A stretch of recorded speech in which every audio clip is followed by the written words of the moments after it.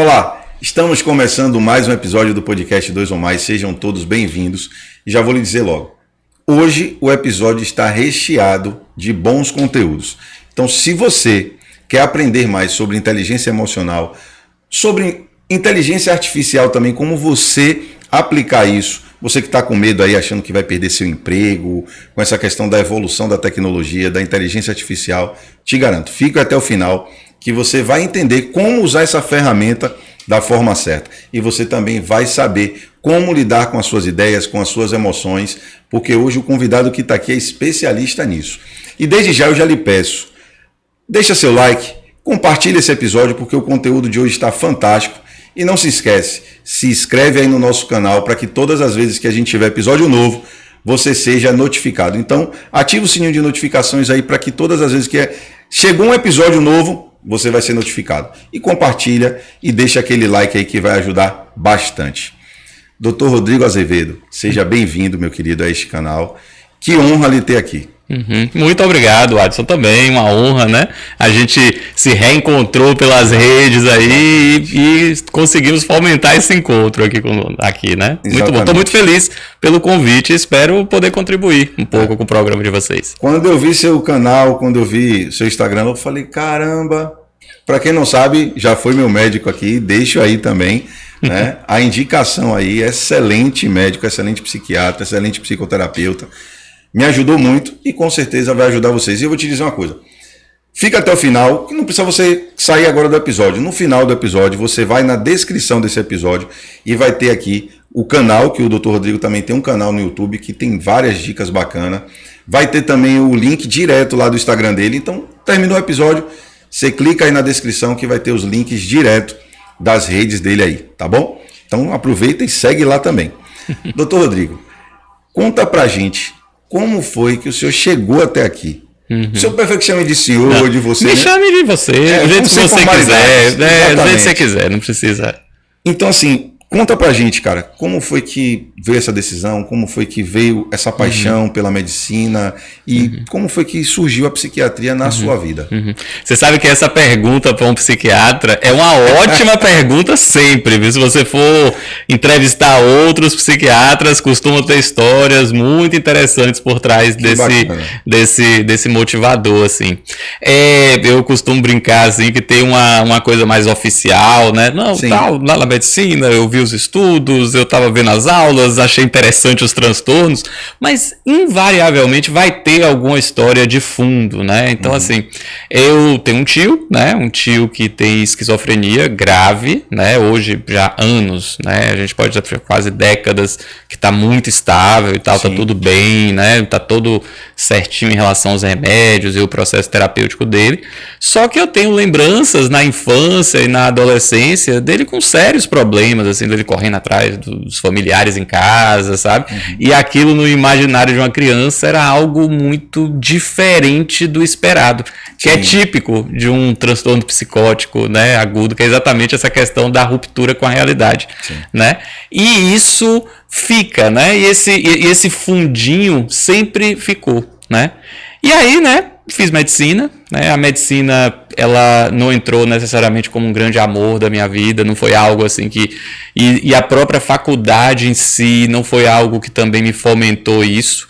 E a gente, né, você vai fazendo um ano, vai fazendo o segundo, vai fazendo o terceiro, e aí até que vai chegando quase no final e você não se encontra, né? Então, no período já da faculdade, você ainda não se via como... Não me via como médico, assim. Eu nem enquanto especialidade, eu até olhava ali para geriatria, né? Eu brinco assim, eu olhava para geriatria, mas eu gostava das coisas da cabeça, o resto eu não gostava muito. Aí eu falei, pô, será que é neurologia, né? E aí foi aí que a psiquiatria surgiu, que foi mais ou menos no quinto ano, se eu não me engano. Assim, a gente já tinha passado por um estágio, uma coisa mais curtinha nos anos iniciais da faculdade, mas no internato a gente acabou tendo um mergulho no Juliano Moreira, né, que é o hospital aqui de Salvador, e ali eu acabei me encontrando, e foi interessante que eu vivi o banho de Arquimedes. Eu não sei se você já ouviu falar nisso, que é exatamente o momento eureka, né? Que foi exatamente quando eu estava voltando de um desses dias que eu fui lá pro Juliano, e eu falei, rapaz, é isso que eu quero, assim, foi exatamente um banho meu, eu tava tomando banho. E foi uma coisa de uma catarse, assim. Eu fiquei muito emocionado nesse dia, assim, porque eu realmente tinha descoberto o que eu queria fazer. E assim, pronto, psiquiatria, né? Eu falei, não, e como foi no Juliano, ali, né? e como foi no Juliano Moreira, então eu associei, inclusive, ao local que eu queria fazer psiquiatria, na residência no Juliano Moreira, aqui de Salvador, né? E aí, rapaz, na época, a gente tá falando de muitos anos atrás, eu tô caminhando para 20 anos enquanto médico, né? E eu entrei logo na residência, logo depois formei, acabei entrando na residência.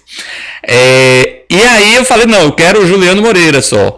E é isso, eu fiz uma prova só, né? E naquela época eu só tinha prova uma vez por ano, né? Sim. E ainda bem que deu certo, né? Senão é só no outro ano para ter uma outra chance, né? E aí a coisa acabou acontecendo a partir daí, foi uma paixão, assim, até hoje, assim, eu sou extremamente apaixonado pela psiquiatria, né? Então é uma descoberta a cada dia, né? Assim, e aí tem uma coisa curiosa, né, com relação a isso. Porque aí a psiquiatria, você tem isso enquanto especialidade base, né? Só que você tem sub-áreas, né? Você tem sub-áreas de atuação e a própria psicoterapia é uma sub-área, né? Você atua, enquanto psiquiatra, você atua também nisso. Nossa residência, a gente tinha uma linha psicanalítica, né? Então você tinha a linha de psicoterapia, era a psicanálise, né? Eu acho ainda isso muito interessante para os psiquiatras. Pois é, ainda é. E aí tem uma história curiosa. Quando a gente acaba ali a residência, né? Não estou falando que todos são assim, mas a gente acaba se arvorando, né? Então, sabe, não, agora, né, eu fiz uma residência médica. Sim. Então, assim, eu sou o psiquiatra, eu sei tudo que você possa imaginar de psiquiatria. Eu estou super atualizado, né? Estou com a equipe de professores excelentes que estavam ali do meu lado e tal. E aí acaba surgindo uma vaga no CAPS-AD Pernambuco do Oeste, que é um centro de atenção psicossocial voltado para álcool e outras drogas, né? E foi um dos primeiros empregos assim que eu tive durante a residência, né? Foi no finalzinho da residência. Eu e uma colega, Joconda Leal, uma psiquiatra muito interessante também, que está pelas redes sociais aí, uma pessoa muito legal, a gente meio que dividiu esse contrato assim no CAPS. E aí eu sentado, eu nunca me esqueço desse dia, eu sentado, né, com paciente usuário de cocaína, né? E eu me achando naquele lugar, né, falando várias coisas que ele tinha que fazer, como é que ele deveria lidar com a vida dele, o que seria bom, o que seria ruim. E aí ele vira pra mim e fala, tu já usou cocaína pra falar tanto assim de cocaína? E ele me quebra completamente. E ali, naquele momento, eu vi que eu precisava qualificar minha escuta, né? Eu vi que, assim, ser psiquiatra, como qualquer especialidade médica, né? Você vai estar sinais, sintomas, diagnóstico, né? E propor o tratamento.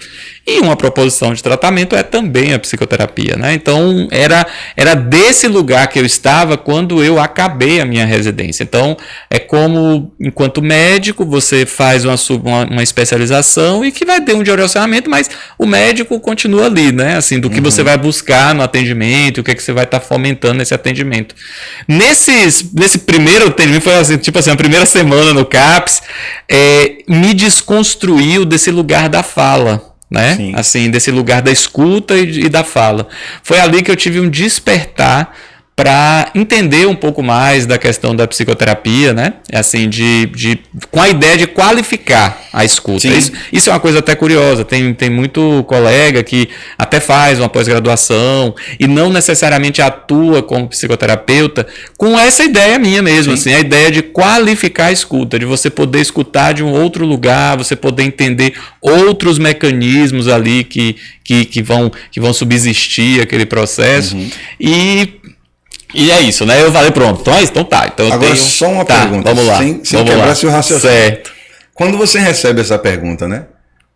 Você já usou cocaína? Como foi isso?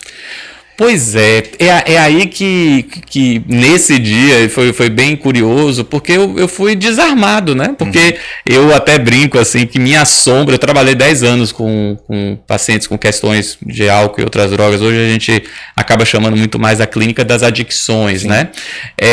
Então eu trabalhei, ainda tenho pacientes e tudo, mas não é mais o meu cartão de visita, vamos assim dizer, né? Não é mais isso que eu falo enquanto lugar de atuação, vamos assim falar. Mas ali, nesse momento, eu acabei entendendo que eu não estava ali necessariamente como alguém que ia depositar um conhecimento ou algo que eu tinha para o outro, né? Eu tinha que estar ao lado desse outro. Eu tinha que tentar entender a história desse outro. Eu tinha que entender a partir dessa história, né? A partir desse lugar, emergir junto com ele em alternativas, né? Exatamente. Foi nessa clínica, por exemplo, que eu estudei, aprendi e gosto muito da entrevista motivacional, né? Que é exatamente entender qual é o lugar que está esse paciente, o que é que a gente vai poder fazer. E, enfim, então e não só nesse momento, mas em vários momentos eu devo muito a essa clínica. Porque a clínica do álcool e outras drogas, né? Das adicções, porque é extremamente desafiadora. Extremamente desafiadora. Então, assim, eu vejo que assim, eu evolui muito na minha profissão, assim, enquanto qualificação de escuta, trabalhar a transferência, né? Porque sem isso, em qualquer cenário, é dificílimo você conseguir alguma coisa. Nesse, então, impossível, eu não vou conseguir nada com isso. Mas eu ia falar uma coisa sobre esse lugar, né? Que eu até brinco quando eu falo um pouco desse lugar, que assim, era a minha sombra, né? Essa questão do uso de outras drogas, de álcool, drogas e adicções, que eu sou completamente careta, assim. Eu sou completamente careta, nunca nem fiz uso experimental, até álcool hoje praticamente nem bebo, sabe? E isso era muito interessante, que meus pacientes meio que eram super usuários, assim. Tem até uma vez, assim, isso já tem alguns anos, eu morro de rir com esse cenário, tava numa dessas raves aí, e aí na conversa ali, né, estavam ali 3, 4 pessoas conversando, falaram, tá, eu vou pro psiquiatra, eu também, tal, legal, eu gosto de me explicar quem é e tal. Ah, o meu também, então tinha um dois. Na balada lá. Meu médico. Pois é, mas pronto. Como eu falei, era na época era o que eu atuava bastante, né? Assim. Bacana, isso é legal. Mas uma das coisas que me chama a atenção, doutor Rodrigo, é que às vezes não tem essa escuta ativa e não tem essa percepção. E muitas vezes quer tratar o problema só com remédio ou internamento. E eu acho que quando a gente tem essa profundidade de entender por que ele está fazendo isso, né? Por que está buscando a droga, o que tem por trás disso, o que quer se aliviar, enfim, para você entender todo o sistema.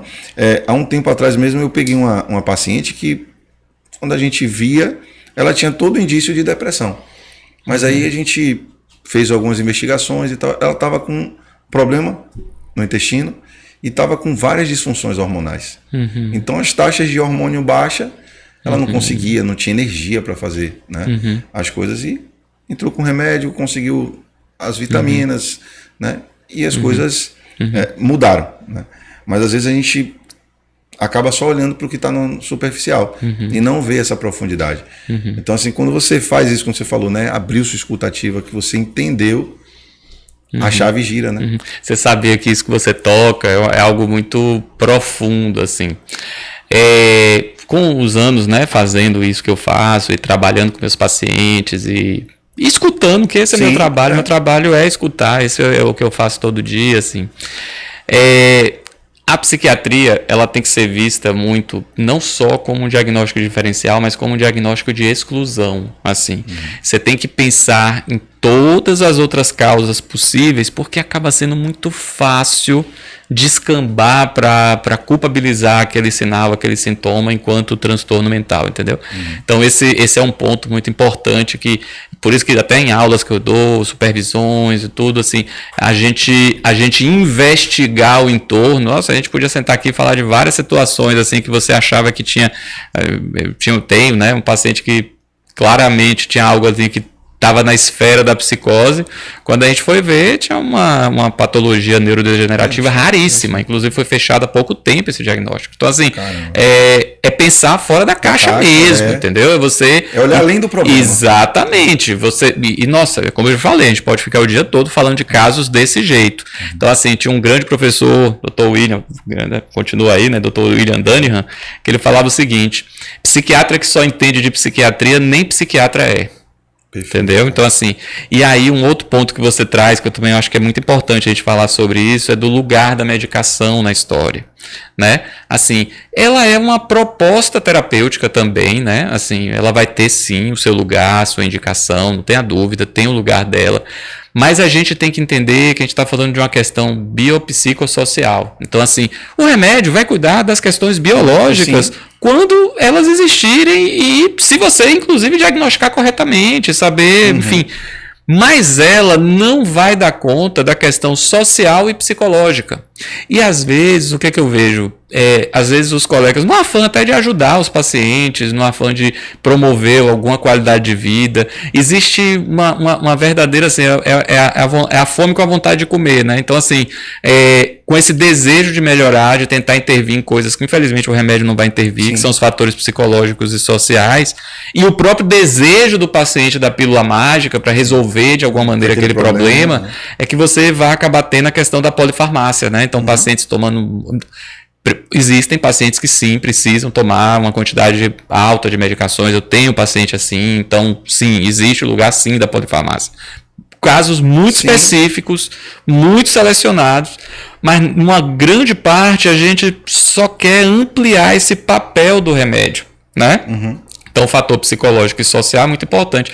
Uma outra coisa também muito importante em relação a remédio, que também tem a ver com a psique, tem a ver do lugar do remédio, até para o próprio prescritor, é confundir, às vezes, velocidade com atuação, com quantidade. Então, assim, você quer, às vezes, um resultado rápido, então você amplia a dose, só que o efeito da medicação ele vai girar no tempo dele, né? Enfim, não vai atuar no tempo dele. E tem paciente que acaba ficando viciado no remédio. Não só em tomar, eu não digo nem só em tomar, mas eu conheço pessoas que ela tem que andar com remédio no bolso.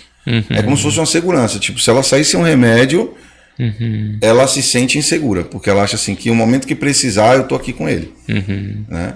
E isso é meio que... Né? Pois é, né? Aí, de novo, assim, a gente tá falando de coisas profundas aqui. É esse papel do remédio, né? Eu falo muito da questão da pílula mágica, né? Assim, da pílula mágica, de como ele que atua, assim. A questão do vício, assim, você vê até pela classificação das receitas, né? Você vai ter a receita branca, você vai ter a receita azul, você vai ter a receita amarela, né? Aí você tem uma gradação de perigo, até perigo para dependência ou alguma coisa a longo prazo, assim. Aqui tem ali as receitas brancas, que a maioria, inclusive, associa muito o psiquiatra com tarja preta e tal. Não é, assim, eu uso pouquíssimo, assim, pouquíssimo. Às vezes o não especialista, ou especialista de outras áreas, é que acaba botando Rivotril de acertar um monte de gente. Tá aí. Eu fui um paciente que eu digo, eu não sou maluco para que eu vou pro Pois é. Aí enfim, então esse lugar do remédio é importante saber com que relação assim. As nossas medicações que mais prescrevemos, ela não teria essa questão da dependência. O que é que eu quero dizer? Você não vai fazer tolerância, que é você precisar de doses cada vez maiores. Por exemplo, nunca aconteceu assim, doutor, por favor, me dê aí 40 miligramas de fluoxetina, entendeu? Só com 20, então você não vai ter essa tolerância, né? E, assim, os sinais que às vezes associam com a abstinência de alguns antidepressivos muito específicos, é mais a retirada do remédio, enfim. Então você acaba não fazendo, de fato, com grande discipual é esse ponto. Só que aí você fala essa premissa e amplia um pouquinho mais, né? Que é desse lugar do remédio, né? De antecipar as coisas, né? Assim, por exemplo, o remédio SOS, né? Que é um remédio, às vezes, uma crise ansiosa e tudo, você vai ter, né? Numa fase inicial do tratamento, quando você ainda está esperando o efeito terapêutico daquele remédio, quando você está em ajuste, às vezes você vai botar um remédio, vai precisar trocar, vai ter que aumentar a dose, enfim. E de novo, e aí entra no outro ponto, que até lá no canal a gente trabalha muito isso, é a psicoeducação, que é exatamente para que você está tomando esse remédio. O remédio não vai resolver o problema, o remédio não vai mudar a maneira de você estar no mundo ou estar na vida, né? O remédio vai aliviar alguns sintomas, né? Vai fazer você conseguir dormir um pouquinho melhor, vai fazer as coisas não serem tão doloridas, vai fazer você ter um pouquinho mais de energia. Mas se de repente você com um pouquinho mais de energia não levanta, não vai tentar fazer uma atividade física e ficar no sofá, você pode ficar muito angustiado, por exemplo, entendeu? Sim. Então, é a gente tentar colocar o remédio no lugar dele, não é demonizar a medicação, né? Então, que é um grande erro também. Então, assim, a medicação ela é extremamente importante, mas ela não vai resolver todos os problemas. Mas também não é o lugar de você só não tomar, entendeu? Sim. Então, assim, tem um paciente, quando eu comecei, essa coisa da tecnologia, de entrar em YouTube, Spotify, todas essas redes, começou na faculdade, quando eu era professor da Universidade Federal do Recôncavo. A gente começou com um projeto de extensão, acho que isso foi em 2017, por aí, e que era o Pod Mentalcast. Eu acho que se for no Spotify, não sei se ainda está lá, eu acho que não, mas enfim, é bem antigo. O que é que a gente fazia? A gente fazia entrevistas com os pacientes do CAPS. Entendeu? Então a gente pegava o paciente com alguma questão e tal, e todo mundo adorava, assim, Muito porque. bacana a ideia. Porque eram pessoas que o público geral não tem acesso, Sim. tem fantasia em relação àquilo. E uma das coisas mais bonitas, assim, que sempre quando a gente botava, fala, rapaz, que cara interessantíssimo e tal. Mas as pessoas são interessantes se você para ouvi-las, né? E aí eu fiz esse prêmio porque um desses pacientes era até um paciente com transtorno de humor bipolar, então uma doença que precisa de medicação. Sim. Se você não tomar remédio, é 90% de chance de recaída, então é mandatório tomar medicação à luz da ciência de hoje. A gente não sabe o que vai acontecer amanhã ou depois, mas à luz da ciência de hoje, né? E esse paciente falou uma coisa que eu achei curiosa, assim. Ele falou, não, remédio é importante sim, é uns 40% do tratamento. Eu falei, rapaz, que número curioso isso que ele falou. Porque se você... Olha que interessante. Se você tira o remédio e faz tudo que é bom para aquela sua condição, você ainda vai ter uma vida com muita dificuldade. É uma vida 60%. Você vai ter um grau de funcionalidade, você vai conseguir fazer as coisas, mas com peso absurdo. Mas o contrário também. Se você usar o remédio e não mudar comportamento e não mudar as coisas na vida, você praticamente não vai funcionar. Você vai estar numa situação de muita dor e tomando remédio. Entendeu? Então esse número dele, eu não estou falando aqui de nenhum estudo científico nem nada, mas eu acho ótimo do ponto de vista simbólico. Sim. Alguém que tinha na época 30 anos com diagnóstico de transtorno de humor bipolar no sistema público de saúde. Sim. Então assim... Esse número eu gosto. Isso coloca o lugar mais correto assim, do uso da medicação. Então é importante, sim, mas não é a tábua de salvação. Não é sim, só sim, isso que é o tratamento. Não, perfeito, entendeu? Perfeito. E quando você fala, né, da gente olhar para o profundo, para as coisas mais internas. E Jung tem uma frase que eu acho muito fantástica, que ele fala, né? Quem olha para fora sonha, quem olha para dentro desperta. Né? Então assim, e o trabalho, cara, do psiquiatra, do psicoterapeuta, quando ele é bem feito. Porque quanto tempo tem que, né, eu fui seu paciente? Mas acredite, ao longo desse tempo, que também somos jovens, não tem tanto tempo assim, eu sempre lembrava de algumas coisas. Né? Que massa. E até eu assim, falei recentemente isso com minha esposa, antes da gente ter esse contato, e eu já tinha buscado, eu falei, acho que eu tenho o número dele aqui ainda, e eu tinha seu número. Só que aí você vai trocando de aparelho, né? E aí você perde. Mas seu número estava salvo, acho que é o mesmo número dele. Sim, sim, o meu também sempre foi o mesmo. Sim. E sempre vinha algumas coisas, né? Eu fui um paciente muito rebelde, que no início, quando me falaram sobre isso, eu falei, poxa, eu não sou doido, eu não sou maluco. Pra que eu vou fazer num psiquiatra? Eu vou começar o quê? E assim, tinha muito essa resistência. E hoje, principalmente os homens, né? A gente vê muito isso da resistência dos homens. Como eu falei, até o curso que eu fiz, a pós-graduação que eu fiz, tinha acho que 90 pessoas na sala. De 90 pessoas da sala, acho que homens tinham 12. O resto tudo mulher.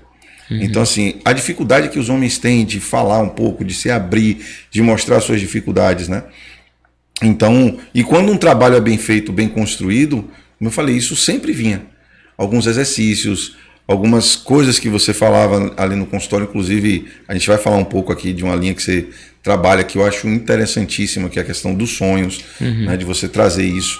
Eu lembro que assim, eu tive alguns sonhos que a gente chegava lá, conversava, eu falava, pô, cara, nada a ver. E aí eu achava que não tinha nada a ver, eu chegava lá, você vinha com um ponto, vinha com outro.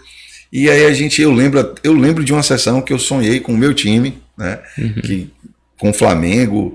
E aí eu falei, cara, não tem nada a ver. Tipo, o que é que vai extrair? Eu falei, e nesse dia eu falei assim, tinha a consulta, a sessão lá, eu falei, hoje eu quero ver qual é a mágica que ele vai fazer, porque aqui ele não vai conseguir extrair nada, né? E eu falei, eu vou com desafio, porque ele não vai resolver isso não. E chegou lá, a gente conversou, trocou uma ideia, e você trouxe vários pontos, várias coisas que, caramba, eu olhei assim, eu falei, hoje ele me quebrou, eu achei que eu ia pegar ele e não deu certo, né? Mas como é bacana, cara, quando você tá com um bom profissional e quando o cara sabe fazer o trabalho, né? E antes da gente começar aqui, como a gente estava falando, né? Que às vezes o cara faz a terapia, ele vai com o psiquiatra, vai com o psicoterapeuta e ele quer o resultado logo. Ele acha que isso aqui não está tendo resultado. Né? E como eu te falei, teve sessões que a gente fez ali que 3 anos depois foi que eu vi o resultado. né? Porque aquilo vai maturando, aquilo vai, né? Você também vai evoluindo. E aí você vai pensando, cara, poxa, mas numa sessão assim que eu fiz e tal, poxa, ele me disse isso. E aí você vai nessa construção, poxa, isso não vale a pena se repetir. Então, esse trabalho bem feito, esse trabalho bem fomentado, como faz diferença na vida das pessoas, cara. Mais uma vez, eu quero te agradecer e te parabenizar pelo seu trabalho. E, como eu te falei, estou muito feliz mesmo com esse nosso encontro aqui. Para mim, eu estou radiante. Que massa. Radiante. Ou assim, eu não posso falar nada, hein? Mas você pode falar o que você quiser. Sim, sim. Né? Mas sim, eu fico muito feliz em ouvir isso, assim. Você sabe que tem uma coisa de enfim, quem trabalha, você deve ter isso também. Quando o paciente fala, você falou, a gente dá uma... Nossa, será que eu falei? Mas ainda bem que foi útil, que fomentou. Você sabia que tem uma coisa, quando eu estava falando da questão da psicoterapia, né? Que eu falei do despertar lá no dia. E caiu na... Eu falei, e aí, qual a linha, né? O que a gente vai fazer? Eu quero, né? Aí eu fui falar com um amigo meu psicólogo na época. E aí, falei um pouquinho das linhas. Falei, não sou trem pra ter linha. Mas aí caiu na minha mão o livro do Memórias, Sonhos e Reflexões do Jung, né? Que é um livro base, né? Assim, um livro muito de introdução, né? Para a psicoterapia analítica junguiana. E é um livro fantástico. Sim. Assim, é um livro impressionante. E é um livro muito palatável, assim, é um livro que, diferente de outros livros do Jung, né? Então, o livro vermelho dele, que é um livro super denso e tal. Mas esse é um livro muito palatável, então foi um uau, assim, né? Eu falei, nossa. E aí eu fui fazer a especialização, a pós-graduação. E assim, e foi apaixonante, né? Assim, a psicoterapia analítica junguiana, ela é muito boa para trabalhar transferência, que é uma coisa fundamental no trabalho e até enquanto psiquiatra, assim, né? Não só no trabalho com psicoterapia, mas no trabalho enquanto psiquiatra, assim. E isso era fantástico. E os sonhos, né? Você vai trabalhar, na analítica, você vai trabalhar situações da vida, você vai trabalhar com as sincronicidades da vida, né? Com eventos que parecem que não tem uma conexão, mas tem uma conexão psicológica para você. E sonhos é uma das formas de você acessar, né? Esse mundo da inconsciência, né? E os sonhos eu me apaixonei. Eu me apaixonei, assim, já que agora você vai saber um pouquinho mais da minha vida, né? Assim, já tem alguns anos, então tudo bem. Meu mestrado, por exemplo, foi sobre sonhos de pacientes alcoolistas em fase de abstinência. Né? Então, e que foi um trabalho que eu fico muito feliz, assim, dos resultados, do que eu aprendi ali, né? Das coisas que a gente acabou trazendo ali. E era muito interessante, porque o local, né, como a gente precisava ter pacientes parecidos, né? Então a gente foi numa unidade onde as pessoas se internavam voluntariamente, né? Então, unidade aqui de Salvador e tal, onde as pessoas se internavam, até o Cata, né? Que é um lugar conhecido aqui, que é do Irmã Dulce, né? Sim. E tiveram sonhos assim impressionantes. Um dos que mais me marcou foi de um paciente que falou o seguinte, assim, ele sonhou, né, ele trazendo o sonho eu tô numa jaula, eu tô dentro de uma jaula, né, e tal. E aí, em um primeiro momento, né, você, né, se arvorando de sua interpretação da vida do outro, né, você acha, é claro, né, você tá internado aqui no hospital e tal, então você tá preso, né. Aí eram 3 perguntas, uma das perguntas era o que é que você entendeu, o que é que você acha que esse sonho quer dizer, né? E aí ele falou assim, no sonho a sensação é que eu estava sendo protegido do mal que estava lá fora, né? Cara. Então essa é a beleza do sonho, né? Assim, de como esse foi um dos mais marcantes, tiveram vários, mas esse foi um dos mais marcantes e tal, enfim, então sonho eu sou apaixonado até hoje, né? E assim, é fantástico, cara, porque, como eu falei, eu lembro de detalhes assim desse dia, que eu achei que eu falei, não, hoje tem uma pegadinha para ele. Ele não vai conseguir me falar nada. Você sabia que o sonho é um negócio tão potente que só em você deixar o outro falar do sonho, isso foi até dado do resultado de pesquisa, assim, que a gente fez na época. Só em falar do sonho, já é significativo. Não precisa ter maior intervenção, não precisa você tentar mergulhar em valores simbólicos, nada. Só em falar do sonho. Sim. Tanto é que, se eu não me engano, na Inglaterra, na época, né? Hoje deve ter também em outros países, mas na Inglaterra tinha grupos de sonhos. Pessoas, não tem o arca, a pessoa se reúne, tudo, não. Grupos de pessoas se reúnem para falar dos seus sonhos. E é isso, entendeu? Falar dos sonhos. Isso, se eu não me engano, foi um que falou, é uma obra de arte que você tem todas as noites e você acaba esquecendo. Né? E que é extremamente direcionador para várias coisas na sua vida. Cara. Pois é. A gente às vezes até lembra do sonho, depois a gente deixa pra lá. Exato. Né? Só em anotar já é uma boa prática, assim, entendeu? É uma boa prática. Não, eu aprendi isso, cara. Tudo que tá aqui, você coloca no papel e depois você consegue ver, é diferente. É diferente. É diferente. Quando você lê ali, você, é como eu digo, tirou da caixa, né? Exato. Agora você está vendo. Exato, diferente. Exato. Mas é isso, cara. Outra coisa, eu queria te fazer essa pergunta. Acho que meio complexa, mas assim... Vamos ver se eu vou conseguir responder. Não tenho dúvida que você vai trazer. Doutor Rodrigo, me diz uma coisa. Tem alguma... Não vou dizer linha, porque você já disse que não é trem para andar na linha. Isso é muito bacana. Tem algum caminho assim que a gente já perceba quando... Principalmente para os pais que estão nos assistindo, né? Quando o adolescente está tendenciando ali a ir para o caminho do álcool, da droga, tem alguma coisa que a gente consiga pegar ou não dá pra gente analiticamente assim de fora, né, observar? Eu vou trazer assim alguma coisa que é uma coisa até clássica em relação a isso, que é a mudança de comportamento, né? Sim. Então isso é um ponto. Uma coisa pensando em criança e adolescente é notas na escola. É uma coisa muito curiosa, porque é um dado de realidade, né? Sim. É um dado de realidade que você vê, né? Assim, então, isso são... E outra coisa também importante, assim, às vezes a ideia do meu quarto, meu estojo, minha mochila... Minhas coisas. Né? Assim, é claro que cada um vai ter, sim, direito à sua liberdade, à sua individualidade, mas entender que tem que ter algum nível de supervisão também, sim. Né? Então, é importante, sim, ter algum nível de supervisão, saber o que está acontecendo, né? Explicar antes, falar antes como é que as coisas vão estar se processando para você conseguir pegar a coisa muito no início. E a gente agora pode até trazer um ponto que é até uma coisa que me inquieta, já tem, não sei se vai ajudar, porque no final, como eu falei, assim, no início chamava clínica de álcool e outras drogas, né? Hoje é das adicções, né? Sim. Então, você está falando aí de álcool e droga, mas, meu amigo, a maior droga que a gente tem hoje é o celular.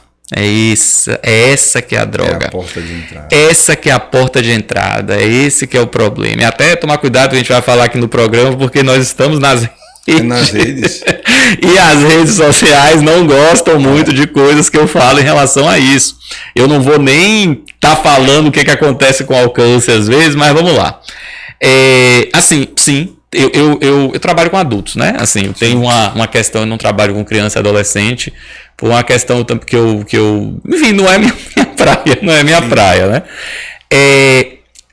Mas como eu trabalho com adultos, então eu pego o adulto jovem, né? Então chega o adulto jovem. Sim. Então vai chegar ali 17, 18, 19 anos e tal.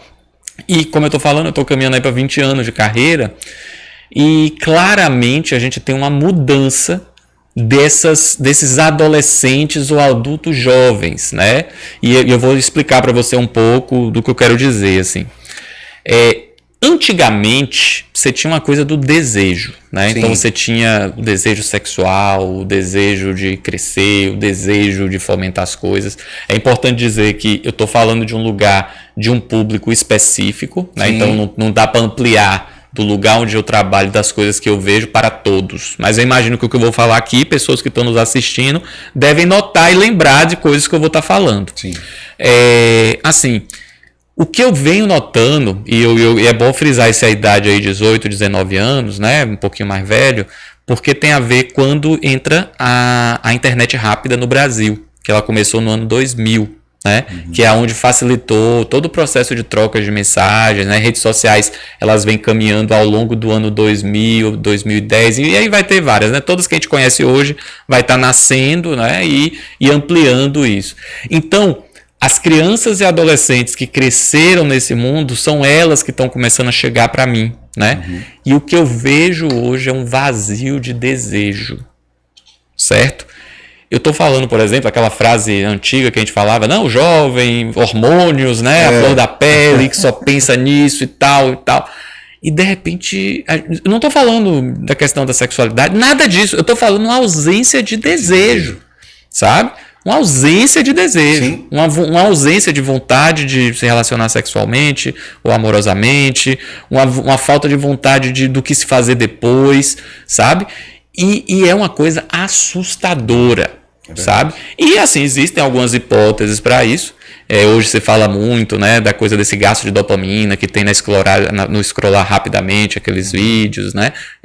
Você, né, tem ali um acesso fácil a uma grande bomba dopaminérgica de graça.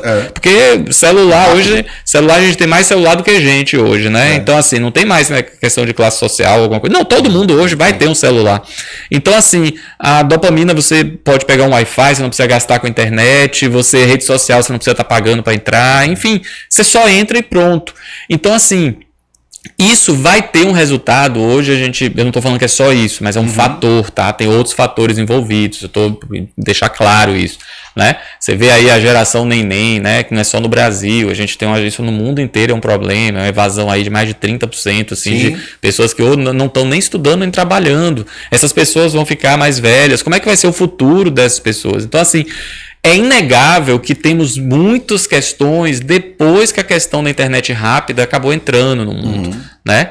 E aí o ponto é o que se fazer com isso, né? A gente vai fazer o quê? Vai só, por exemplo, essa quantidade de diagnóstico TDAH, autismo e tudo, existe, claro, a gente tem claramente ampliado, né? Assim, o diagnóstico ficou muito mais facilitado, mas o quanto quando a gente está naquela franja do traço e ainda não fechou o diagnóstico porque é uma coisa muito levinha, pode ter a ver com esse lugar da falta de contato humano porque você estava na tela, né? Eu já tive um determinado paciente que tem eu não sei se você conhece, que é a Steam, né? A Steam, que é um site onde você joga. Eu não vou explicar para a Steam, assim, eu gosto de fazer podcast e mexer com essas coisas, né? Da tecnologia. É um hobby. Outro hobby é jogar videogame, viu? Eu jogo muito bem videogame, por sinal. Olha aí. Enfim, a Steam é o seguinte, a Steam é um site, talvez um dos maiores, se não é o maior site, onde você compra jogos e eles ficam hospedados ali. Mas uma coisa curiosa é que quando você joga, ele vai marcando as horas de jogo. Então, você joga um joguinho, jogou outro, ele vai marcando as horas. E ele tem um contador, inclusive, de quantas horas você já gastou na Steam, né? E esse paciente que ele tinha na época, se eu não me engano, 19 anos ou 20 anos, alguma coisa do tipo, ele tinha 2 anos de Steam. Você tá entendendo o que eu quero dizer? Caraca. Em 19 anos ou 20 anos, 2 anos foi jogando videogame. Tá? Aí você vê quanto você iria evoluir enquanto interação social, quanto você ia... Porque a questão da reciprocidade social, né, de você mediar as coisas, né, você vai fazer com outro ser humano. Só um detalhe, doutor Rodrigo. Imagine, você falou 20 anos, vamos colocar aqui. Ele tinha 2 anos de... Jogando na Steam. Porque podia jogar em outro lugar também, tá? Sim, mas só Steam. E vamos lá, tipo... Ele deve ter começado dos seus 6. Pois é. Né? Provavelmente. Ou seja, então esse número de 20 ainda é mais reduzido, né? Pois é. Não, sim, assim... Sim, assim, é claro que esse é um caso meio fora da curva. 2. Sim, entendi o que você falou. Certo, sim, ele não começou com 0 anos. Exato. Perfeito. Né? Ou seja, ainda chama mais atenção. Perfeito. Né? Não, assim, são números absurdos. Quando você vai ver esses números, são números absurdos.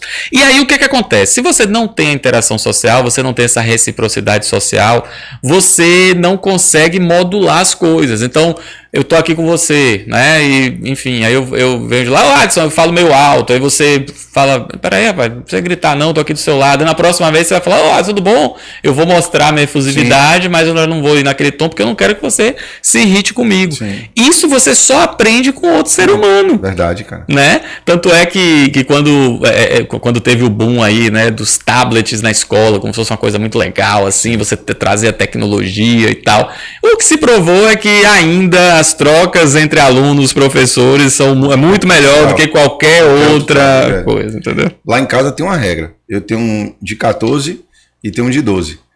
Durante a semana é 0 tela. Muito bom. Muito Eles bom. só pegam no final de sábado e domingo e 2 horas. Muito Eles bom. têm 2 horas para ficar com o celular. Muito bom.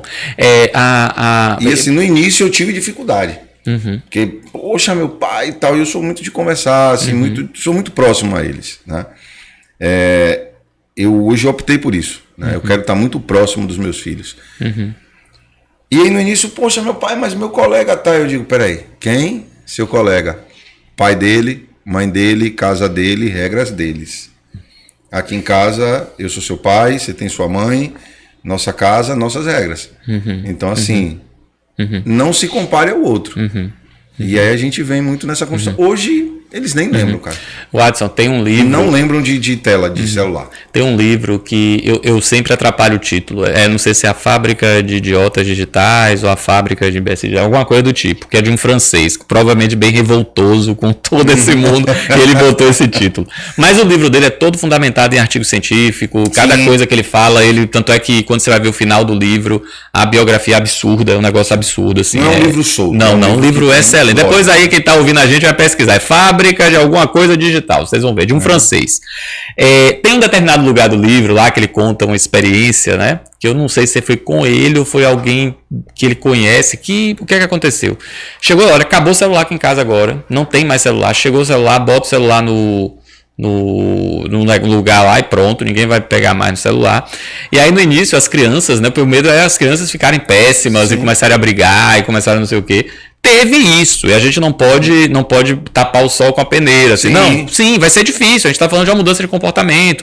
A gente está falando que parece muito mais fácil só entregar a tela, porque ele vai ficar zumbi lá no lugar dele e vai ser muito mais simples para você. Mas tudo que traz resultados constantes vai ser difícil. Pois é, e eu digo mais, assim, eu entendo o argumento, e aí vai ter pessoas que vão argumentar, mas é porque eu trabalho muito, é porque eu não tenho tempo, é porque... Eu entendo tudo isso, mas não vai deixar de pagar o preço por isso que vai ser no futuro. Então você escolhe se você vai tentar uma coisa diferente agora e não pagar esse preço.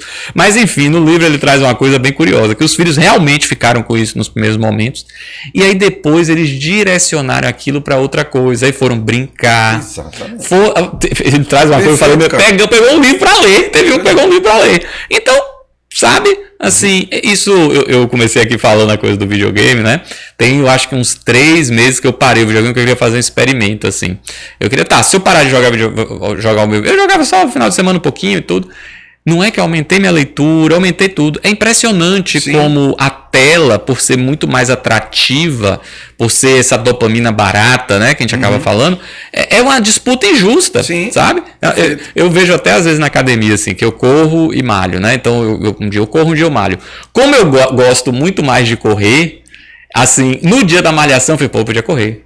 Se eu faço isso no esporte, imagine se eu tiver, vou jogar videogame, eu leio um livro, entendeu? Assim, né? É muito mais... É muito difícil essa escolha. Você entende quando eu falo isso, a gente fala de droga. É por isso que hoje é muito pouco falar de droga, entendeu? Porque hoje é comportamento adicto, entendeu? É isso aí. E assim, talvez até é meio polêmico que eu vou falar, mas o pessoal fala, usar droga é ruim. Cara, a gente precisa ser real. O uso da droga no momento, ela é boa, pô. O barato da droga no momento é bom, é que nem o álcool. No momento que você está bebendo é legal, você está confraternizando, você está com pessoas. Mas o problema não é o agora, é o depois. Né? Olha quanta destruição uma droga traz. Porque a droga não destrói só aquela pessoa. A droga destrói todo o ciclo familiar. Imagina, né? A família fica toda empenhada em querer resgatar aquela pessoa. Mas é aquilo que a gente falou lá atrás, né? É a gente entender, né? De onde veio isso? Por que foi aí buscar isso? Né? Como os pais hoje. Chega cansado do trabalho, tela. Porque, não tem um tempo. E a gente precisa entender que tempo de qualidade não significa que a gente precisa ficar o dia todo com o nosso filho. É a gente mergulhar ali 30 minutos, 40 minutos no mundo daquela criança, no mundo daquele adolescente. Eu falo muito isso nas minhas rodas de conversa, com os amigos, com pacientes também, que assim, é muito interessante, às vezes tem questionamento, poxa, por que o amigo de meu filho tem mais poder sobre ele do que eu? O amigo de seu filho está vivendo o mundo de quem? De seu filho, pô. Você só quer cobrar, você só quer reclamar e você não tem relacionamento, é só querer dar as coisas materiais, achando que vai suprir a falta. E não supre. Então, aquele adolescente está vivendo o mundo do adolescente. Então, se você pega seu filho, tira a tela, mas você faz alguma atividade com ele no mundo dele durante 30, 40 minutos, cara, isso é uma construção que ele vai dizer, poxa, eu fiz isso. Aquela criança, aquele adolescente, na consciência dela é como se você tivesse ficado o dia inteiro, porque foi um tempo de qualidade. Você não fez o que era bom para você, você fez o que era bom para ele. Então, isso traz essa proximidade, isso traz o adolescente, a criança para você. Né? Porque quando você pega a tela, você joga lá, beleza, tá cansado. É o que é mais confortável para nós que somos adultos, né? Porque a gente tem tantas coisas, mas, como você falou, e o preço disso lá na frente, né? Você falou uma coisa aí, tem uma autora americana, enfim, tem um livro dela muito bom e ela traz uma coisa muito interessante, assim. A primeira fase, né, assim, até ali os 10 anos, 11 anos, antes de entrar nessa coisa da adolescência, são os pais, né? Então, assim, a referência é o pai e a mãe, né? Então, é onde você vai estar fazendo essa construção mais intensa desse serzinho aí que você está fomentando. Quando ele entra nessa outra fase, são os pares. Então, o trabalho que você faz na primeira fase, fazer esse pai, né? Esse pai, essa mãe, esse par aí, com a coisa dos valores e tudo, é que quando ele tiver com os pares, ele vai fazer algum nível de confrontação, entendendo que como a fase é dos pares, a chance dele caminhar nessa questão dos pares é muito alta, mas assim, já é uma plantação que você fez lá atrás, né? E ainda tem mais, viu? Na adolescência, ainda se a primeira fase vai ser o pai e a mãe, essa adolescência vai ser o não pai, não mãe. É aquela hora que você fala, faça isso, ele vai fazer o contrário, entendeu? Porque ele ainda tá querendo identificar quem é ele, afinal. Ele sabe que ele não é o pai, porque no início ele achava que ele era o pai e a mãe. Agora ele sabe que ele não é o pai e a mãe, só que ele quer saber quem ele é. Então, é o pai e a mãe ali, né? São os pais. Depois é o não pai, não mãe. Até que o mundo adulto é quando você entende que você é um ser individual, que vão ter coisas que você vai puxar ali de sua família, que vai ser a referência. A referência não é cópia, né? Referência você pode fazer o diametralmente oposto, inclusive, né? Então, inclusive, isso traz o lugar da responsabilização do outro. Você é sim responsável pelo caminho que você vai trilhar. A gente tem diversas histórias de situações horríveis que as pessoas acabam vivendo e passando, né? E que acabam tendo vidas que olha para aquela situação como uma referência, entendeu? Então, é claro que quando tem as dificuldades, são dificuldades, então é muito mais difícil um trilhar, mas é possível, até porque essa é uma mensagem importante, assim. Você sim é capaz de fomentar e mudar a história da sua vida, assim, não tem dúvida. Perfeito. Né? Não, e é muito interessante quando a gente para poder analisar isso, para poder olhar isso com outros olhos, né? Isso nos chama bastante atenção. E uma das coisas que me chama a atenção é ver como os adultos estão vivendo, né? Hoje. Como recentemente teve essa febre aí do bebê reborn. Tá. O que é que você pode trazer? O Watson, assim, você é do marketing, né, Watson? Assim, você é do marketing. Você está perguntando para mim, o que é que eu acho que aconteceu ali? Ali foi uma campanha de marketing incrível, cara. Perfeito. Ali foi, porque ele investiu, não sei, hein? Não sei se isso depois vai ter problema, mas assim, existiu ali um investimento em figuras muito potenciais, e aí os seguidores replicam aquilo, ficou um negócio meio engraçado. E aí, eu fico pensando quanto que vendeu de bebê reborn, viu? Não, e vendeu muito. Eu acho que vendeu muito. O que é que eu quero dizer? Como eu acho que isso foi uma grande campanha de marketing. Concordo contigo. Eu acho que, de fato, não teve um mergulho tão grande em outras questões que eu imagino que você queria estar fomentando. E isso que você traz... É uma coisa quase não natural. O que eu quero dizer assim? Que lembra muito aquela coisa da campanha publicitária, entendeu? E é aquilo que eu falo. É não olhar o que está sendo dito. É olhar o que está por trás disso. Exato. Isso que é o mais interessante. Exato. Porque as pessoas só olhou, os adultos estão doentes. Pois as pessoas estão doentes. Tanto é que eu nem fiz vídeo sobre isso, sabia? Eu falava, rapaz, eu não vou cair nesse... O pessoal na internet fala do bait, né? Não vou cair nesse bait não, viu? As pessoas estão doentes. O que é que está acontecendo com a humanidade? Pois Eu falava, cara... E você não tinha uma sensação que era uma coisa... Porque natural leva para outro lado, que eu não quero levar para isso. Uma coisa que não era algo de fato que a pessoa estava sentindo ali, entendeu? Eu tô falando da campanha do Bebê Reborn em si, desse momento, tá? Talvez eu acredito que algumas pessoas que entraram ali podem sim. Sim, né? Pessoas que teve perdas e tal. A gente sabe da importância disso, não tem talvez tenha entrado. Mas esse boom agora, eu acho que não era isso. Não era isso. E depois você podia pesquisar os números disso aí, porque tem números que são abertos, né? Pra ver como é que foram as vendas, né? Boa ideia. Não, mas eu sei que vendeu muito. Teve gente que faturou milhões.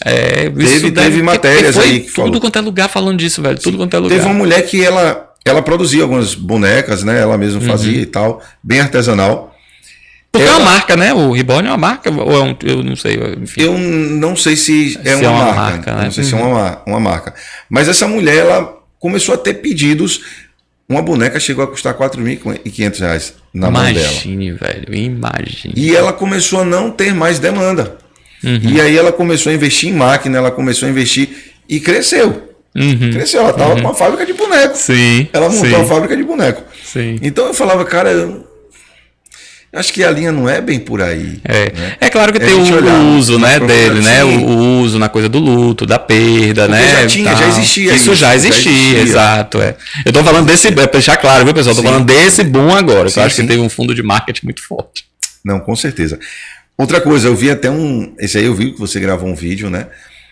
Do que aconteceu recentemente, né? Essa questão do Red Pills, dessa questão do...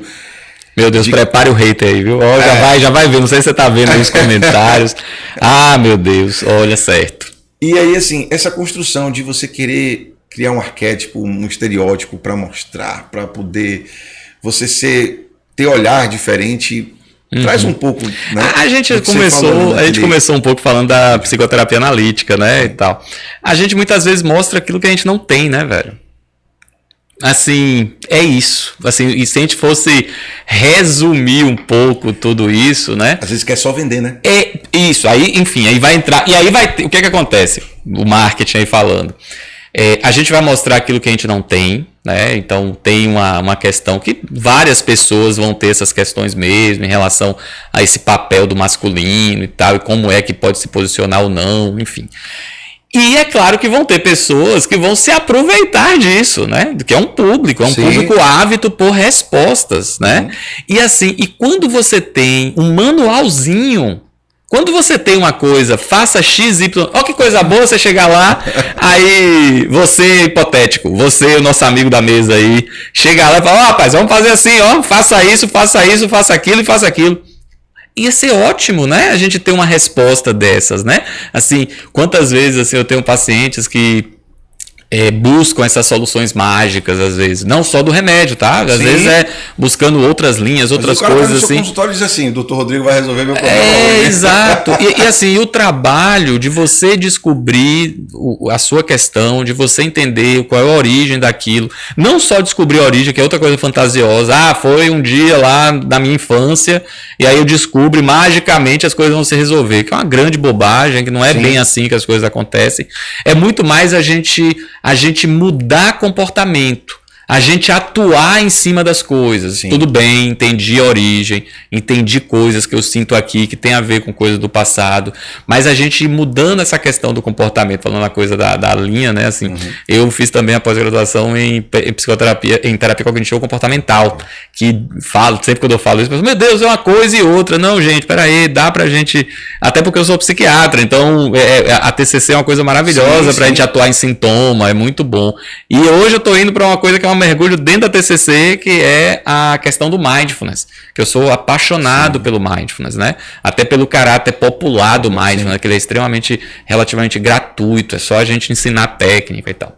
Então, assim, o que é que eu quero dizer? É de novo uma solução mágica, né? Então, tanto é que, no vídeo lá que eu fiz, eu falo Red Pill radical, eu tento falar, olha, porque às vezes você tem ali alguns conceitos até interessantes que tem a ver com valores tradicionais, que tem a ver com maneira de se colocar. Então, não só para a gente também demonizar e colocar tudo numa caixa e acabou.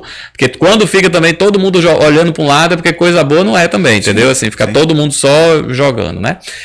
Mas ali a gente está falando de um grupo que está sofrido, que está doído e que infelizmente acabou encontrando um grupo que quer ganhar muito dinheiro com aquela história, né? E ganhou dinheiro com isso, e vem ganhando dinheiro com isso, né? Assim, tem um determinado criador, assim, não vou falar, que ele faz isso e que uma vez ele falou uma coisa que eu fiquei estarrecido, assim, dele falar dos perigos de se fazer psicoterapia, por exemplo, né? Que é quase uma mansidão do homem, sabe? Enfim, aí é curioso que ele fala tudo isso e no final ele faz a propaganda de um coach. Eu achei isso ótimo, mas ainda bem que ele parou de fazer isso, mas eu achava divertidíssimo. Ele falava, olha, não trabalhe suas questões, não olhe pra você, não tente entender por que você faz as coisas, mas tem esse cara aqui que paga um dinheirinho aqui, que ajuda o canal aqui, que ele vai te ensinar o que é que você deve fazer. Ele vai lhe dar 5 dias. Pronto, exato. As assim, formas mágicas. A gente, assim, é de uma... E muita gente né? faz esse conto do vigário. Pois é, e aí é o seguinte, quando eu fiz o vídeo, eu já esperava que ia ter hater, que ia ter um monte de coisa. Aí agora pra pirraçar eu vou falar do casamento. Eu vou ainda botar assim, Red Pill, isso é pra vocês, assim. Que eu vou falar das vantagens de estar casado, das coisas muito, que pra mim foi uma coisa muito significativa, casar com a mulher que eu casei. Então, assim, é algo que é edificante na minha vida e que me ajuda até hoje enquanto parceria. Enfim, então, essa vai pro Red Pill. E aí, algumas rodas, às vezes, tem amigo que fala assim, cara, casamento é ruim demais. O cara falou, não, você tá com a visão errada. O casamento não é ruim. Ruim são as pessoas, pô. Quem vai fazer o casamento ser bom ou ruim são as pessoas que estão nele. Cara, porque assim, não é o casamento, pô. Exato. Né? Deus deixa o matrimônio pra gente, a construção da família. Exato. Ou seja, tanto que tem casamentos que são bem-sucedidos, tem casamentos que são mal-sucedidos. Sim. Ou seja, é o casamento em si? Não. São as pessoas que estão nesse relacionamento, nesse casamento, que vai dizer, né? Rapaz, isso, como eu falei, isso é um tema sempre muito palpitante pra mim, né? Porque diz da minha vida e diz desse lugar que é apaixonante pra mim, assim. O casamento, né? Eu tô trazendo muita coisa da analítica. O casamento, ele é um símbolo. Né? Ele é um símbolo. Você pode ter o símbolo da união, que é você escolher, é uma escolha, né, de você seguir a vida sozinho e sem juízo de valor, né? Ou você escolher seguir a vida ao lado de outra pessoa. Então esse é o símbolo da união. Mas como todo símbolo, ele pode ter várias facetas. A outra faceta é da algema. Né? É de você estar preso ao outro, né? De você estar algemado nesse sentido de aprisionamento. Tanto é que às vezes tem essas brincadeiras, né? Sair da prisão, não sei o quê, né? Tem essa coleira, né? Usa muito. Não é à toa que vem essas palavras, né? E assim, eu já sou casado, já tenho bons anos casados, né? Assim, eu costumo brincar com ela que assim, eu conto do dia que a gente se conheceu. O matrimônio em si, eu sei que é um marco, né? Isso. Mas a gente tá caminhando aí para 15 anos juntos, né? Então, assim, esse lugar, né, da união, né, de como a gente pode fomentar esse lugar, e aí sempre foi muito estranho para mim quando trazia essa imagem, né, do casamento. O que é que eu vejo, né, nesses 15 anos? Primeiro, uma coisa que eu aprendi muito em ser casado, assim, eu achava que eu escutava. Sabe? Eu psiquiatra, quando eu falei minha vida é escutar, né? Casado, eu descobri que eu poderia escutar mais. E essa é uma boa história. Minha esposa, a gente tem 7 anos de diferença, né? Minha esposa é psicóloga, né? Ariane Vasconcelos, que vai assistir esse. Ariane é coordenadora do Hospital Dia da Ápice, né? E que é um lugar que eu gosto muito, gosto das pessoas que lá trabalham, gosto do ambiente e tal. E que cuidam muito bem da minha esposa também. Enfim. E aí, eu gosto de falar isso. Eu achava que eu escutava, né? E aí, né, como 7 anos mais velho, né, assim, eu já sou da área da saúde mental e tal, então eu sempre achava que eu sabia um pouquinho mais do que ela, entendeu? Em relação a isso, até em relação a coisas da vida mesmo, por ser mais velho e tudo. E aí ela falava, não, mas vamos fazer desse jeito. Eu, não, pai, vamos assim e tal. E aí eu falei, bicho, tá bom. E aí teve uma vez, eu lembro que isso foi muito no início, assim, eu fiz e deu certo. Rapaz, aquilo ali abriu um portal ali, sabe? Que eu falei, cara, na verdade, caminhar com ela, né? Caminhar com outra pessoa do meu lado, né? Com ela do meu lado especificamente, é entender que eu tenho outra forma de ver o mundo através dos olhos de uma outra pessoa, né? E isso foi muito mágico, assim, diversas vezes ao longo desses anos, o que ela falou, as coisas que ela colocou foram coisas fundamentais e que hoje, eu já vi um tempo, hoje eu escuto minha esposa, não tenha dúvida. Sim. Uma outra coisa também que o casamento trouxe, que, né, não tem das regrinhas, né? O pessoal lá que quer as 5 regrinhas, uma que eu vejo que a gente faz assim, que é muito interessante, você vai dar, meu irmão. Você vai dar. Você vai dar. Você não vai calcular assim, hoje você fez isso, então amanhã você vai fazer. Você vai dar. E aí o outro começa a dar e de repente é uma abundância, velho. Sabe? Não tem o cálculo, não tem o...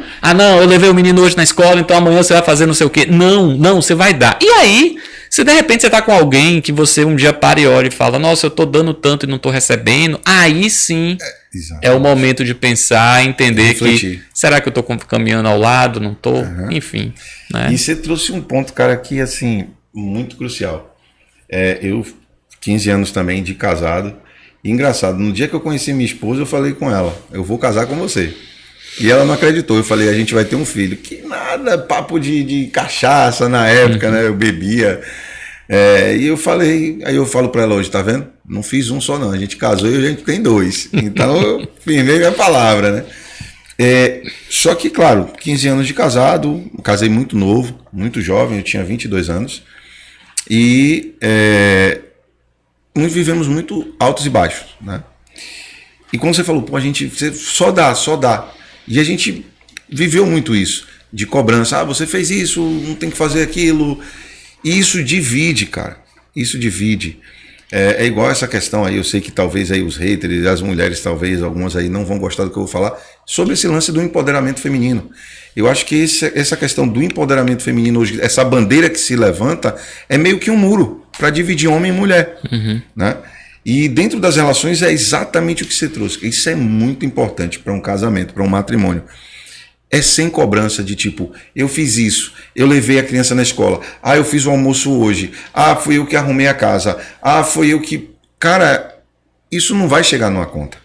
Né? Isso não vai chegar numa conta. E eu digo, a mudança tem que partir de você. Você não tem que esperar que o outro mude para você mudar. Se você quer aquele resultado, começa a fazer. Faz o seu sem cobrança. Né? Então, começa, libera. E a outra pessoa vai sentir isso. E ela começa a ter essa reciprocidade, porque ela começa a ver, por exemplo, se ela não faz muito, ela vai dizer, poxa, mas o Rodrigo está fazendo demais, cara. E eu estou fazendo que parte? É sem a cobrança. A pessoa tem essa autopercepção. Eu acredito muito nisso. Que quando elas estão num relacionamento realmente querendo que o relacionamento dê certo, ela vai começar a perceber, né? Poxa, o Rodrigo faz isso. Poxa, o Adson faz isso. E quanto é que eu estou fazendo? Quanto é que eu estou ajudando? Quanto é que eu estou sendo auxiliadora? Ou o homem, quanto é que eu estou sendo auxiliador para ela? Né? Então eu acho que quando você se entrega e mergulha nessa relação, sem essa cobrança, é como você falou, vai viver essa abundância, porque essa conta fecha. Essa conta fecha de ser liberar, libera. E aí, claro, se você começa a perceber que a conta não está fechando, aí é hora de você parar, analisar, né? E ver se aquilo realmente, se aquela relação está te fazendo bem. Né? Eu sou muito adepto da conversa, do diálogo, né? Senta, conversa, porque eu acho que qualquer relação, seja ela pai, filho, esposo, esposa, pai, enfim, mãe, acho que tem que ter o diálogo, né? As pessoas têm que estar prontas para o diálogo. Uma coisa que eu aprendi, eu não falo mais para os meus filhos e para minha esposa só, eu te amo. Eu pergunto, eu gosto de fazer isso. Você se sente amado pelo seu pai? Com a minha esposa, você se sente amada por mim? Porque aí você abre para você ter essa escuta, para você ouvir o que a pessoa... Porque às vezes as relações hoje, a gente quer ter uma relação, a gente quer amar aquela pessoa como a gente gostaria, da nossa forma. Mas e como é que aquela pessoa gostaria de ser amada? Né? Ou seja, não é sobre a gente, é sobre o outro. Né? Então, pô, quando você fala, começa a liberar, começa a dar, é incrível isso, cara. Tem uma coisa, enfim, como eu falei o vídeo, eu vou falar sobre casamento, esse próximo aí, então é um tema que vem mexendo comigo já tem um tempo. Uma outra coisa também nesses anos assim que eu venho aprendendo é não é essa coisa de um completar o outro, sabe? Que parece que você não tem o individual. Na verdade, você vai ter um terceiro. Então, assim, você vai ter a sua vida, ela vai ter a vida dela e vai ter a vida de vocês, que é esse terceiro. Preservar a vida pessoal preservar essa vida pessoal é fundamental. E isso oxigeniza o relacionamento, isso liberta, sabe? Não perde a identidade. Assim, isso, rapaz, e é isso que faz aquela coisa gostosa não é isso, agora é hora de voltar para casa, agora eu quero assistir um filme com ela, eu quero sair para jantar, sabe? Lá em casa, né, às vezes ela levava as amigas e tal, né, para fazer as coisinhas dela lá com as amigas, e aí eu saía de casa para deixar elas à vontade, né? Aí teve uma vez até que eu falei, olha, eu vou ficar, mas eu vou estar jogando videogame. E é isso, aí eu botava meu fone e elas lá tocando pau. Eu falei, inclusive eu vou botar até o fone alto aqui, que vocês podem falar mal de mim, que eu quero que tenha um espaço para falar mal da gente mesmo.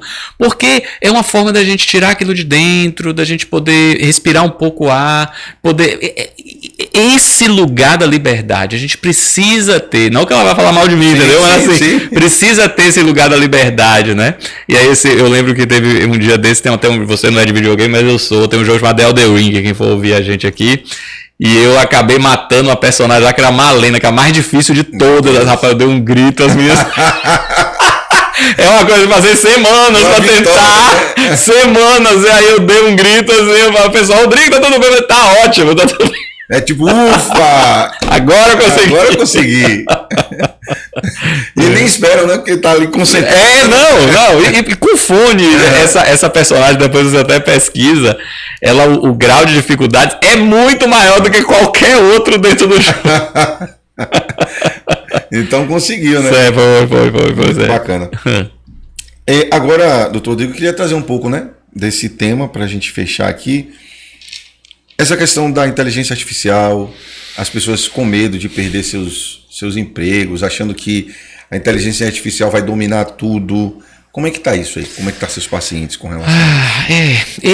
Esse na verdade é um medo que vai crescer cada vez mais, né? Desde, se não me engano, em 22, é que em nichos assim as pessoas começaram a olhar isso um pouquinho mais, começou a trabalhar. Mas a gente pode dizer que o começo da popularização pode ter sido ano passado e esse ano, né? Isso vai aumentar muito, isso vai ampliar muito, sabe? Vai tomar muitos outros locais, assim. É o medo do novo, né? E sempre que a gente está diante do novo, a gente tem medo do que pode vir a acontecer, né? Então, assim, no início, a gente estava brincando com você que, assim, o ser humano que lá atrás foi para a floresta achando que ia ser um mar de rosas, ele morreu, ele foi comido pelo tigre dente de sabre. O que levou o gen para frente foi o que começou a olhar para todos os lados, para os perigos. Então, a gente tem uma construção, olhando para nossa questão mental, assim, já que a gente está falando muito sobre isso hoje, do novo ser sempre visto de uma maneira aversiva mesmo, assim, né? O que aquilo ali pode impactar, como aquilo ali pode mexer com a gente. E aí eu fiz lá no canal até uma trilogia, né, que eu vou olhar para essa questão da tecnologia na nossa vida, né? O primeiro vídeo eu falo sobre a história da tecnologia em si, né, como é que foi isso, né?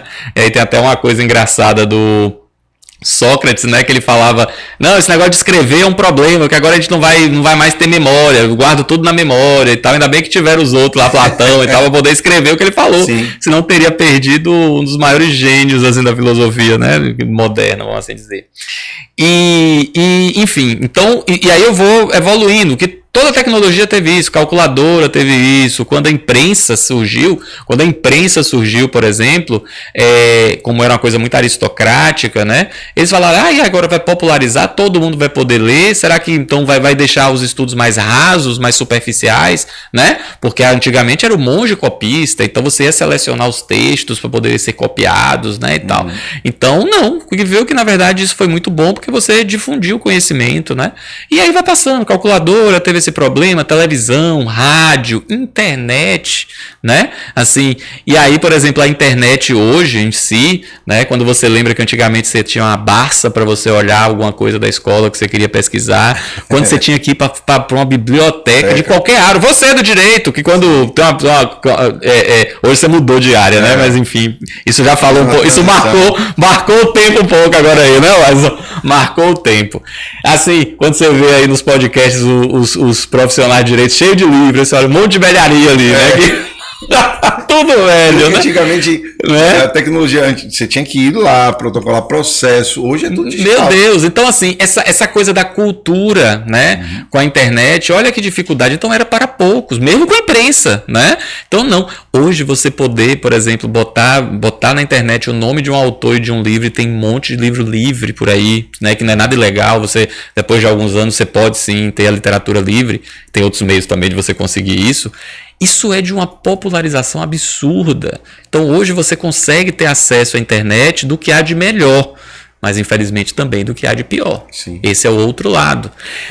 E aí eu estou falando um pouco dessa história até que a gente chega na inteligência artificial, que é uma nova tecnologia, né? Uma tecnologia e aí que vai integrar as coisas, que vai fazer com que os processos fiquem um pouco mais rápidos, que vai... mas ele é mais um instrumento. E aí eu não estou também falando que as tecnologias não têm coisas ruins. Não, vai depender de como você vai usar, né? Você pode, por exemplo, para dar aula mesmo, o que é que eu estou fazendo? Ao invés de brigar com a IA, né? Como a gente está vendo alguns professores aí. Você fez a prova com a IA, você fez o trabalho com a IA, né? Eu falo, não, beleza, vamos fazer o seguinte, usa a IA e você vai apresentar o tema pra gente. Entendeu? Você pode usar, é bom até. Como é que você pesquisou? Como é que você chegou no prompt? Como é que você instruiu ele para fazer isso? Você olhou a fonte, vê se a fonte é correta, porque a IA, ela às vezes ela alucina, né? Ela mistura as coisas e tal. Então, você vai ensinar como utilizar aquele instrumento. E aí você vai fomentar isso. Então, na própria educação, você pode usar IA na educação, né? Assim, mas como toda nova tecnologia, né? Vem o medo, por exemplo, do desemprego, né? Tem até um livro do Hariri, que é eu acho que é o Homo Deus, eu não sei se é o Homo Deus, enfim, é um livro dele, eu não sei se o Homo Deus é muito mais na frente, mas que ele fala um pouco dessa questão da inteligência artificial, de como isso, e desse futuro do não emprego, né? Sim. Então, assim, eu trabalho na coordenação de atenção à saúde do trabalhador do Estado, mas o grande medo é saber, e vai ter trabalho, né? Sim. Só que esse medo teve, por exemplo, na Revolução Industrial. Sim, agora né? Com a questão da evolução do marketing digital. Pronto, exato, né? Vai acabar, vai fazer... Não, agora que vai existir uma transformação, vai ter, né? Então, assim, sei lá, a última fábrica que fechou de correias de chicotes, né? Provavelmente foi a melhor fábrica, mas ela fechou. Sim. Então, assim... o que vai ter sim uma adaptação. Então isso, infelizmente, isso pensando até em saúde mental, a gente tinha que se adaptar com um tempo maior. Então assim, você, sei lá, meu pai entrou num trabalho e trabalhou a vida toda no mesmo trabalho. Cada vez mais você está tendo que ressignificar o trabalho. Então eu vivo uma transição na forma de lidar com o meu trabalho, entendeu? Sim. Mas é da vida. Não é que vai acabar, mas eu acho que vão surgir outras coisas. Eu acho, inclusive, né, o Elon Musk fala um pouco sobre isso, que é muito fácil a gente ir para o futuro distópico. Mas ele fala de um futuro muito interessante com isso, porque, por exemplo, a popularização das coisas, né? Popularização de maneira geral, por exemplo, do direito, da medicina, de tudo. Porque vai ficar muito mais... A gente vai trazer vai tirar essa coisa mais artesanal e as pessoas vão poder ter acesso a um conhecimento melhor. Mas, enfim, é um instrumento. O grande ponto é como usamos esse instrumento. E o problema é da arma, né? Como se fala, né? Exato. Como a gente usa ela, né? Enfim. E eu acho que isso, como eu falei, isso já é uma realidade. E eu acho que o que a gente tem que ficar atento é se atualizar mesmo. Exato. Se a gente olhar lá para trás, antigamente tinha, né, a galera aí mais antiguinha aí vai lembrar aí da Kodak. Né? Era filme. Você tinha que tirar foto com filme. Sim. Foi vindo aquela questão da TechPix e tal, a Kodak não quis se modernizar. Sim. Fechou. Sim. Então o que eu entendo hoje sobre a questão da inteligência artificial, dessa evolução se atualize. Né? Se atualize. Porque ela já é uma realidade. Se você acha que isso vai ser uma onda e vai passar, não é. Ela já é uma realidade e é para cima, né? Ela veio para ficar. Ela não vai sair. Então, eu acho que é só... como a gente estava falando, acho que toda máquina precisa... Aí ela precisa de alguém para dar função a ela. Né? Ela não vai ser operada sozinha. E ó, eu vou falar uma coisa para você, assim, a gente tem que tomar muito cuidado também com essa coisa da regulamentação disso. Por quê? A gente consegue ter uma mudança do ponto de vista econômico de uma sociedade exatamente nas evoluções tecnológicas, né? Se a gente refrear esse negócio enquanto o mundo está soltando a corda, mais uma vez a gente vai ficar para trás. Então, é isso, é um caminho sem volta, né? Um caminho sem volta. Se a gente tentar fazer uma preservação de maneira artificial, só vai fazer a gente perder o bonde da história. E mais uma vez a gente vai perder um momento histórico incrível para a mudança. Verdade. Entendeu? Verdade. Bom, a gente está chegando aqui no finalzinho, doutor, e eu quero dar um recado primeiro para quem está nos assistindo. Ó, a gente falou sobre modernidade, sobre essa questão da inteligência artificial, e eu tenho uma dica para você. Você que quer entrar no mercado digital, você que quer aprender como ingressar no mercado digital, a gente tem uma mentoria chamada Você no Digital, né? Que quem traz para a gente é a Vortex, que é a nossa agência de marketing, nosso estúdio, né? Eu não gosto só de falar que é uma agência, porque a gente faz algo personalizado para você. A gente vai analisar o seu perfil, vai analisar qual é o seu empreendimento, qual é a sua loja, enfim. E a gente vai fazer tudo personalizado para você. Mas essa mentoria é como você vai aprender a se colocar nesse mercado digital. Eu tenho vergonha de gravar vídeo. Pronto, lá você vai ter uma mentoria direcionada a como você gravar, como você trazer esse conteúdo, você vai saber as formas certas de você mexer na sua rede social, você vai aprender passo a passo. Então, seja médico, advogado, psicoterapeuta, engenheiro, seja lá qual é a sua profissão, hoje o mercado digital, como a gente já falou, é uma realidade. Se você quer ingressar e ainda não sabe como, aí na tela aí vai aparecer um QR Code em algum lugar. Você vai pegar o seu celular, vai fazer a leitura desse QR Code e você vai falar com a gente lá. Nossa equipe está pronta para te atender. Então vem com a gente, porque o mercado digital já é uma realidade. Você que quer fazer seu evento, você que quer fazer seu casamento, seu aniversário, você que tem seu bar, seu restaurante, aí ó, Gelo Baiano. São gelos saborizados e aí você pode fazer seu drink sem álcool, com álcool também se você quiser. Enfim, manda lá um direct para eles, @gelobaianooff, certo? Que vai ter uma equipe pronta lá para te atender e você pode fazer seu pedido, você pode falar com os meninos lá que vai ter uma equipe pronta para poder te atender, ok?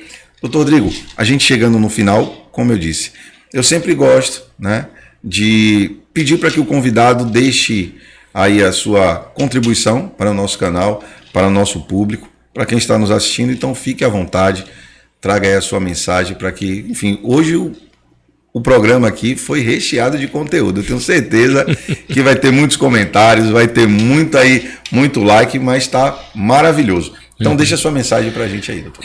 Assim, talvez eu vou falar uma coisa que eu costumo falar até nas consultas, assim, né? Infelizmente a gente vive um momento, né? Essa contemporaneidade, né? Onde se a gente seguir o fluxo, vai ser o adoecimento mental. Assim, é inegável. A quantidade de compromissos que nós temos, a quantidade de notificações que recebemos, a quantidade de pessoas e situações que nos cobram o tempo inteiro. Então, assim, a gente precisa fazer um movimento contracorrente, que seria essa é a maneira da gente poder se salvar um pouco desse adoecimento mental absurdamente ampliado, assim. Então, desliga seu celular, tente dormir cedo, tente acordar cedo, fale com as pessoas que você ama, sabe? A religiosidade é uma coisa extremamente importante, assim. Se tem um livro que a gente pode abraçar, seria exatamente o livro que tem relação com a religiosidade do que qualquer outra coisa, assim. Procure um sentido, sabe? Nós precisamos de um sentido. Perfeito. Né? Assim, a gente está aqui... E o sentido, né?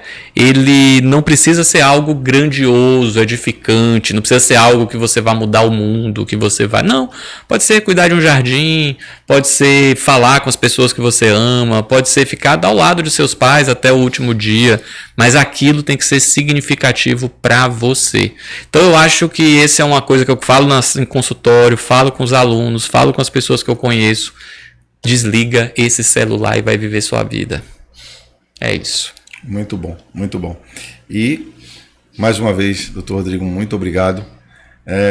Foi uma honra receber aqui. Vai voltar, tá? Essa casa é certo. Sua. Quando quiser voltar... Gostei muito, gostei muito. Tá aberta aí a casa e com certeza vai voltar aqui, porque eu vou fazer novos convites. Vou encher o saco lá para vir aqui de novo. Eu quero depois umas dicas lá dos meus vídeos, que assim, gente, assim, até as mensagens lá, eu gosto do que eu falo e tudo, sim, mas tecnicamente é totalmente amador, assim. Então já vou pedindo desculpa aí quando vocês forem lá pro meu canal. Isso não é muito bom pro marketing. Não, mas é isso aí. Eu aprendi. O negócio é começar, cara. Pronto. No meio do caminho você vai adaptando, né? Uhum. E aí você traz uma fala, né? Para as pessoas se permitirem sentir. E eu aprendi na prática que muitas vezes o sentir é melhor do que o saber. Porque às vezes a gente quer saber das coisas, né? A gente quer buscar o entendimento daquilo. Eu digo, cara, tem coisas que você não precisa saber. Você só precisa sentir. Uhum. Eu digo, fecha os olhos. Sentiu paz? Faz. Não sentiu paz? Não faz. Mas sinta primeiro, né? Porque como você falou, não precisa ser algo lógico. Pode ser cuidar de um jardim. Exato. Né? Pode ser ficar do lado de alguém. Então a gente, mas por que eu tenho que fazer isso? Para que eu vou fazer isso? Só sinta, cara. Eu aprendi isso na prática. Sentir, muitas vezes, é melhor do que saber. Não é buscar muito o lógico, mas é você buscar o que está dentro, né? Que te traz paz. Legal. Mas é isso. Para você que ficou até aqui, meu muito obrigado. Aproveita agora. Ó. Terminou aqui o episódio. Clica na descrição. Segue lá as redes sociais do Dr. Rodrigo. Eu vou também pegar com ele os livros, né? Que ele indicou aqui, vou deixar aí também o nome dos livros, que aí se você quiser, né, você pode depois buscar aí para você comprar, para você aumentar o seu conhecimento. E também manda lá um direct para ele, né? Tem vontade de fazer alguma pergunta, quer fazer alguma consulta. Não sei como é que está a agenda dele, porque o homem é concorrido, viu? Se você quiser, você vai lá, mas não sei se vai ter agenda para 2026 não. Tem que pegar a fila, porque a agenda desse rapaz aí é difícil. Mas não perca essa oportunidade, vá lá, me ajudou muito, né? E eu com certeza vai te ajudar também. Então vai aí, clica na descrição, segue lá as redes dele e aproveita, compartilha esse episódio que está maravilhoso, deixa seu like, se inscreve no nosso canal e ativa o sininho de notificação para que todas as vezes que tiver um episódio novo, você seja notificado. E se você ainda não sabe como ingressar no meio digital, se você quer alguém para pegar na sua mão e fazer com você o seu produto, a sua profissão dar certo, vem com a gente, chama lá a eVortex, que a gente vai pegar na sua mão e vai te ensinar passo a passo e vai te auxiliar em tudo que você precisar de marketing digital, tá bom? Meu muito obrigado e te encontro no próximo episódio. Até lá!